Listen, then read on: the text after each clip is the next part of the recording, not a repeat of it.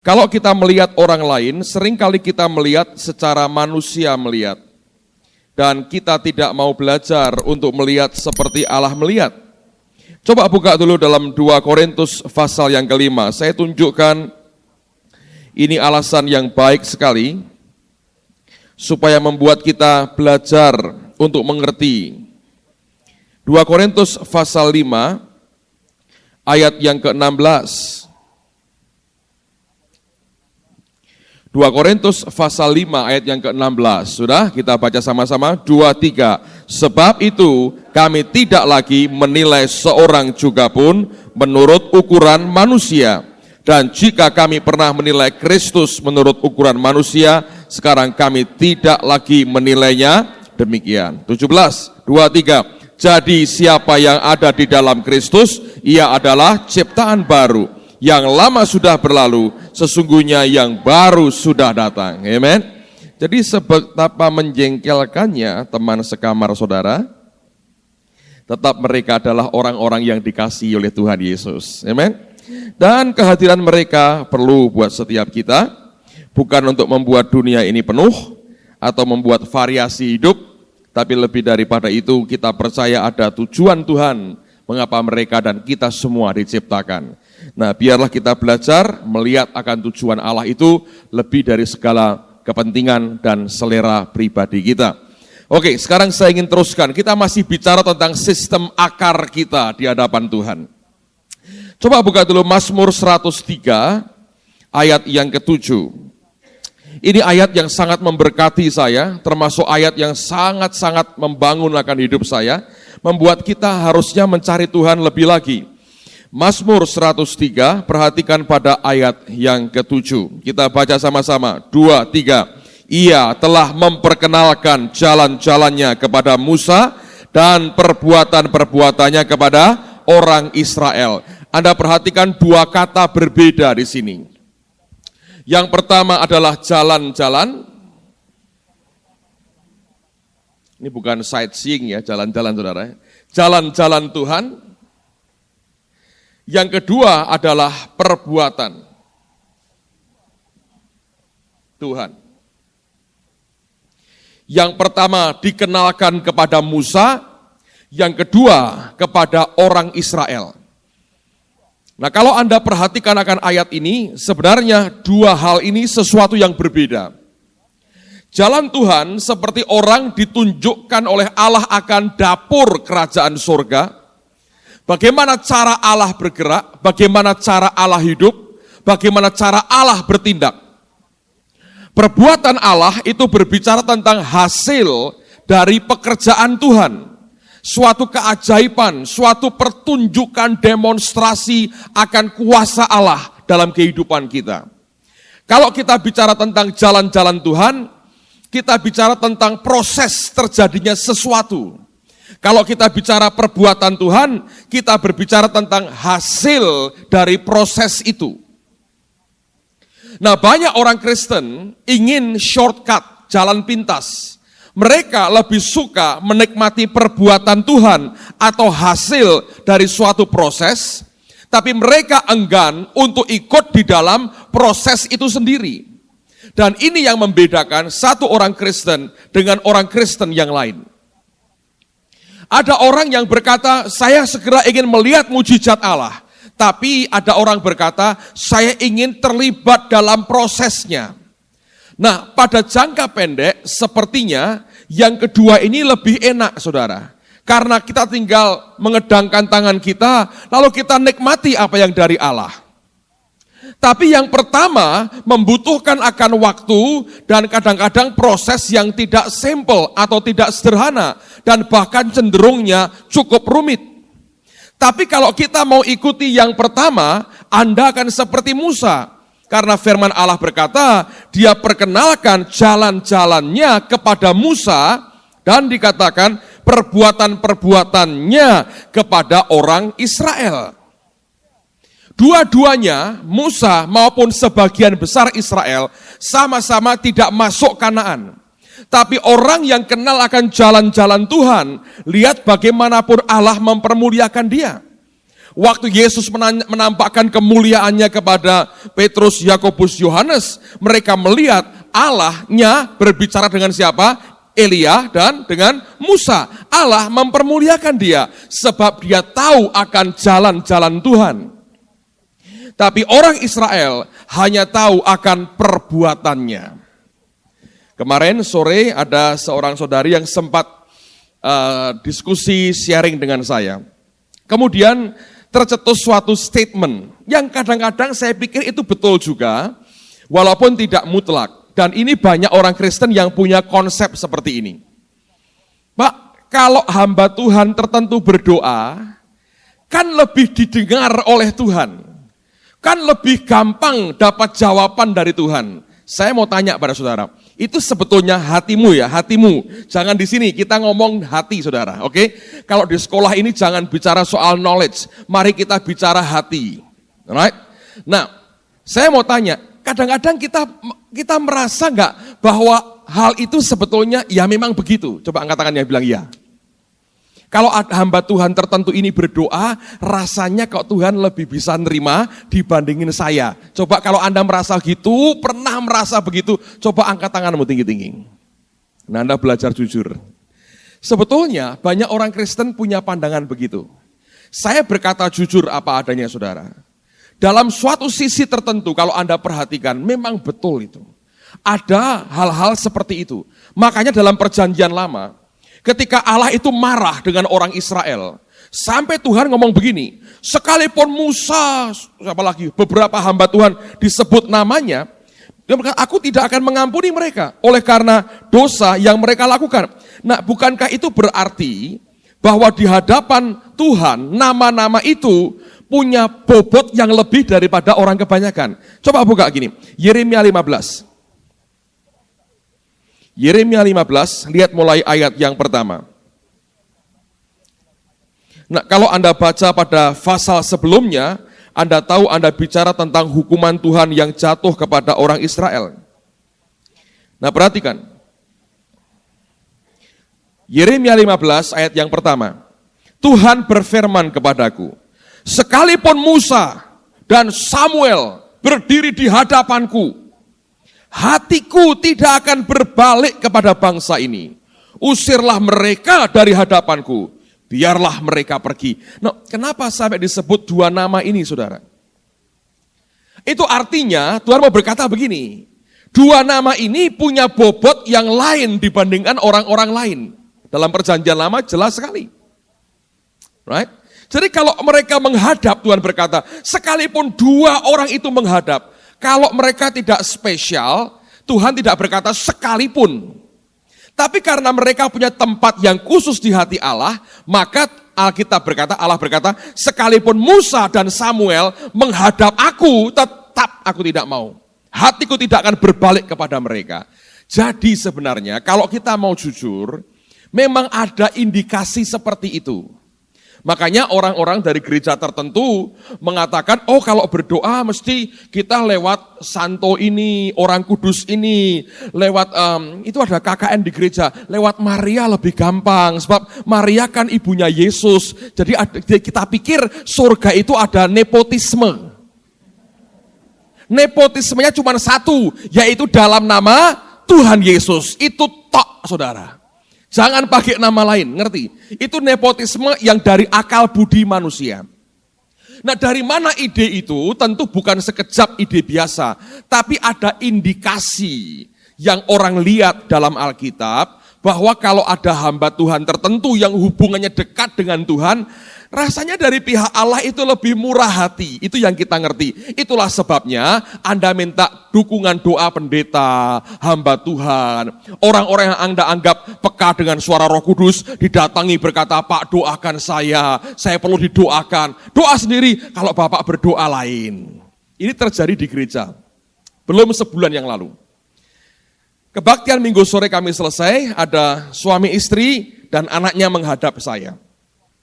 Dan mereka sudah cukup ada umur, anaknya sudah lulus sarjana. Kemudian dia berkata begini, Pak, malam ini kami ingin ketemu dengan Bapak. Saya berkata, ya tapi jam berapa? Saya berkata, Bapak ini nanti longgarnya jam berapa terserah, pokoknya kami harus ketemu Bapak. Ini penting sekali. Lalu saya berkata baik, karena saya bawa anak-anak, saya mesti ajak mereka makan dulu. Kalau Bapak mau nanti jam 9 malam lah ke rumah saya. Ganggu nggak Pak? Yang ganggu, tapi nggak apa-apa, saya berkata. Daripada bilang tidak ganggu, memang ganggu kan saudara ya. Masa bertamu jam 9 malam, tapi karena desakannya begitu kuat, saya tahu ada keperluan sekali om dan tante ini. Jadi akhirnya singkat cerita jam 9 kurang sedikit sudah datang di rumah saya. Lalu saya persilahkan mereka duduk, lalu mereka, ini suaminya berkata begini, Pak ini terus terang, dia berkata, kami ini punya 2 masalah yang berat sekali. Nah selalu kalau orang itu punya masalah selalu berat saudara ya. Dan itu paling berat seluruh dunia. Sebab kena kepada kita. Kalau orang lain kan kita tidak merasakan. Hanya keluar simpatinya sesaat saudara. Tapi kalau itu problem kena kita, seringan apapun itu paling berat seluruh dunia. Lalu saya tanya apa masalahnya? Dia bilang terus terang Pak, saya ini butuh modal tambahan dan butuh dana untuk ngawinkan anak saya yang pertama. Nah kami ini punya tanah di Semarang, bertahun-tahun kami mau jual, tidak laku. Luasnya berapa? Sekian. Memang tempatnya kurang begitu baik Pak, sehingga sukar sekali orang itu mau beli tanah saya.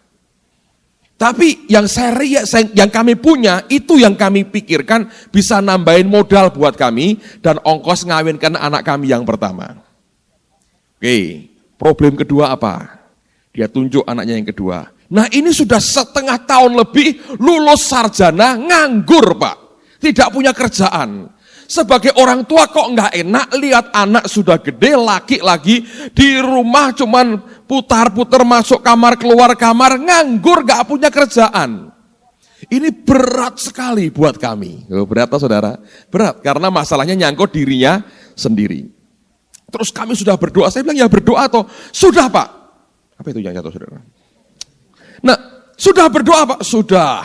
Lalu kemudian dia berkata begini, tapi rasanya di hati ini, nah ini manusia Kristen itu selalu gitu, rasanya, dapatnya, saudara, tidak pernah ada yang pasti gitu. Kami ini harus datang kepada Bapak, minta Bapak mendoakan kami. Wah saya mau meledak tertawanya, tapi sisi lain saya sedih saudara. Karena itu sebetulnya suatu wujud ketidakdewasaan ya. Dan Anda perhatikan, orang kejar perbuatan, orang malas, tahu jalan-jalannya. Orang kepingin dapat hasil, orang tidak ingin tahu dan terlibat dalam proses cara membuatnya. Nah ini sistem akarnya berbeda. Kalau Anda cari yang ini, itu akarmu rapuh sekali. Tapi kalau Anda mau terlibat yang di sini, get involved yang di sini, sistem akarmu akan solid saudara. Tapi lihat Tuhan tetap baik. Anda mau di sini, mampu cuma di sini, ya dia beri. Tuhan bukan Allah yang suka mutung, ngerti mutung saudara? Suka ngamuk dengan kita, marah berkata, udah kalau kamu udah tinggal. Enggak, dia Allah yang begitu baik, dia Allah yang luar biasa. Dia mau pimpin kita langkah demi langkah, precept upon precept, line upon line. Nah orang ini berkata, saya perlu Pak, mendesak sekali, anakku mau kawin, tidak punya uang, kami perlu mujizat. Nah untuk itu kami merasa, dari mana rasanya saya nggak tahu, datang kepada Bapak malam ini untuk minta didoakan. Nah saya mau tanya saudara, apakah kalimat saya lebih hebat dari kalimat yang orang lain buat? Mungkin Rendra lebih bisa buat kalimat bagus. Menteri Agama kalau doa lebih fantastis kalimatnya. Tapi mereka berkata, kami perlu datang kepada Bapak, kami perlu Bapak mendoakan kami. Terus saya diam, saya bilang, Tuhan aku suruh ngapain? Dia berkata, ya sudah didoakan. Baik kan Tuhan saudara? Terus saya doakan, ayo om sembahyang, sudah ya? Sudah apalagi? Ya hanya itu, berat loh Pak ini, saya tahu. Berat buat Anda, tidak buat saya. Dan sama sekali tidak berat buat Tuhan. Ayo sembahyang, saya berkata. Doa kira-kira 1,5 menit lah doa saya, seperti doa makan, cepat sekali. Kan doa tidak usah bertele-tele saudara, kita sampaikan apa yang perlu, saya bilang Tuhan kau yang tolong. Beberapa minggu yang lalu, tiba-tiba saya pulang dari sekolah ini, malam-malam di rumah sudah ada dus besar sekali. Saya nggak tahu isinya apa, pagi-pagi dibuka sama istri saya, isinya pisang, banyak kelapa kopior, saudara. Banyak sekali. Saya bilang, dari mana ini? Oh, pembantu bilang, Pak, kemarin ada bapak yang malam-malam ke sini dulu, Pak, sama istrinya, sama anaknya, minta didoakan, ini datang lagi, bawa ini, katanya untuk bapak. Terus ngomong gini katanya, beritahu Pak Petrus ya, tanah sudah laku, anak dapat kerjaan, katanya. Waduh. Saya bilang, ya puji Tuhan, saya senang nggak lihat itu saudara? Ya senang saudara ya, ada orang diberkati senang. Pisangnya enak enggak? Enak. Kopiornya Ibu Indri ikut nikmati, karena tinggal di rumah saya. Jadi saya pikir itu baik kan saudara? Tapi saya mau tanya, dia belajar apa dari situ? Belajarnya adalah, kalau ada persoalan datang ke Petrus Agung. Ini kan pelajaran nilai 4 saudara. Senengnya dia nyusahin saya. Gimana kalau tiap malam jam 9 diantri orang kayak begini? Apa bedanya saya dengan dukun yang manjur? Saya komat kamit bakar kemenyan, lalu kemudian bim salah bim, bum, jadi. Bertahun-tahun, tanah nggak lakukan. Kalau dia bersaksi di sel kami, gawat saudara. Luar biasa Tuhan mengurapi dia. Itu promosi orang berbondong-bondong begitu saudara. Apakah itu membanggakan? Sama sekali tidak. Tapi itu menyedihkan sebetulnya. Sekalipun demikian, saya belajar akan kesabaran Tuhan dan kebaikan Tuhan. Jadi kalau ada yang punya tanah, belum laku, doa sendiri saudara, ini pengumumannya. Sebab yang Tuhan mau adalah, bukan sekedar kita ini mengenal perbuatan Tuhan, atau hasil. Tapi yang dia inginkan adalah, dia ajak kita terlibat di dalam proses yang ada sampai menghasilkan hasil itu. Dan ini bagian yang orang tidak suka. Di dalam pertobatan kita, ketika Allah mulai menyatakan kebenarannya kepada kita, maka hal ini pun terulang lagi. Orang yang mencoba lari dari konflik rohani, konflik roh dalam batin kita, itu sebetulnya orang yang hanya ingin tahu perbuatan Tuhan yang membereskan semuanya, dan kita ingin segera hasil yang maksimal dan beres. Tapi orang yang mengizinkan pertentangan batiniah oleh karena kebenaran yang Tuhan masukkan dalam hidup kita, dan dia mengizinkan kebenaran itu berakar sehingga sistem akarnya dalam hidup kita makin kuat, dia orang yang kenal betul dan ingin kenal dengan jalan Tuhan. Nah, apa bedanya saudara? Coba buka Mazmur 106. Saya ingin tunjukkan kepada saudara, orang yang hanya ingin tahu perbuatannya, ingin tahu dan kenal dan mendapatkan hasilnya, apa bahayanya? Mazmur 106, perhatikan pada ayat yang ke-13. 12 saya bacakan buat Anda. Mazmur 106 ayat 12.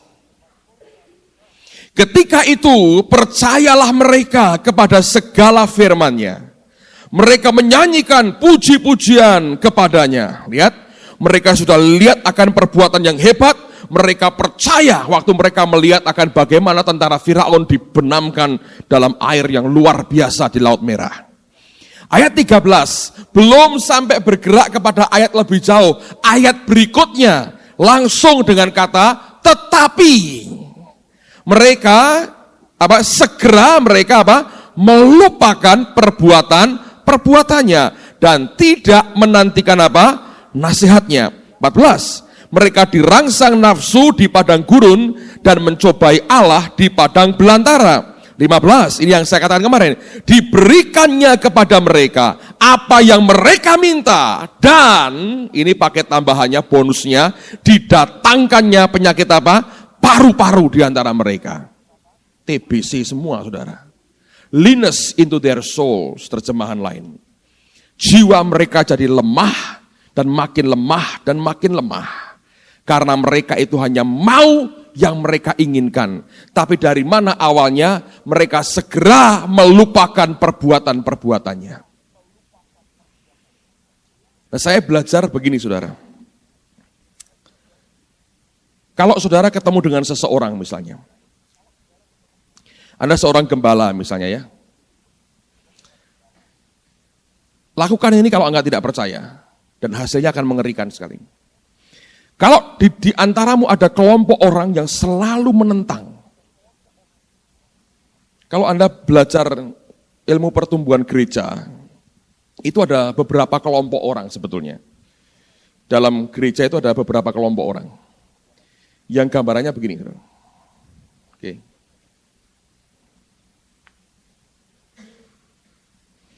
Ini kelompok pertama, ini kelompok pendukung terhadap pemimpin. Apapun yang pemimpin katakan, dia langsung, ya, let's do it, kerjakan. Kelompok berikutnya, ini pengikut.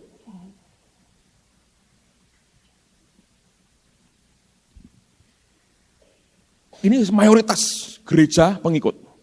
Kalau yang pendukung ini berkata, ya, mereka baru ikut. Oke, ikut belakangnya. Ikut. Tapi ini ada kelompok diberi nama antagonis.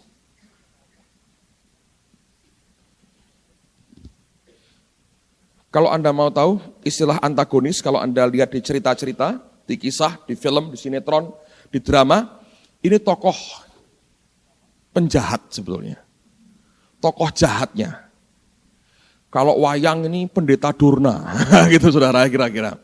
Kalau apalagi ya, pokoknya ini tokoh jahatnya. Ya, Anda tahu kalau di cerita itu mesti ada tokoh jahatnya. Ini antagonis. Nah, pemimpin yang tidak merdeka hatinya dan takut tertolak, Anda jangan pikir bahwa kelompok ini kelompok orang-orang miskin loh. Enggak. Biasanya ini orang yang intelek. Dan mereka punya jiwa seorang pemimpin juga. Dan mereka punya uang. Orang yang begini bisa jadi antagonis. Kelompok ini bisa di sini, tapi mereka bisa di sini.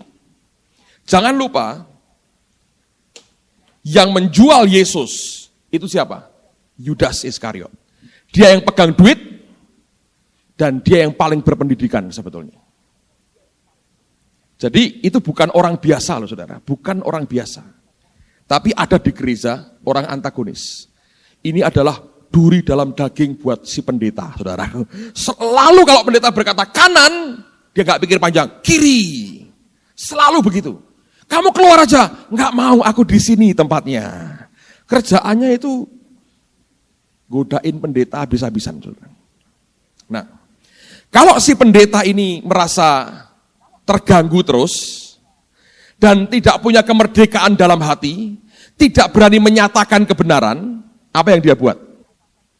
Dia akan berpakai berbagai cara yang persuasif sekali untuk mendekati kelompok ini. Meredamnya dengan cara, apapun yang dia inginkan, diiyakan. Sekalipun itu ide yang silly, yang bodoh sekali, yang tidak rohani, demi supaya ini tidak ganggu yang ini, maka apapun idenya dituruti. Itu untuk meredam akan kelompok ini. Nah, dengerin baik-baik. Ini pengalaman membuktikan, saudara. Apapun yang si pendeta, pemimpin itu berikan kepada kelompok ini, sesaat bisa meredam dia. Tapi saya mau beritahu, apakah kebaikan, ketaatan si pendeta, yang terus ingin menyenangkan ini, itu akhirnya dibalas dengan dia berubah jadi pendukung? Tidak. Karena ini penyakit kambuhan, saudara.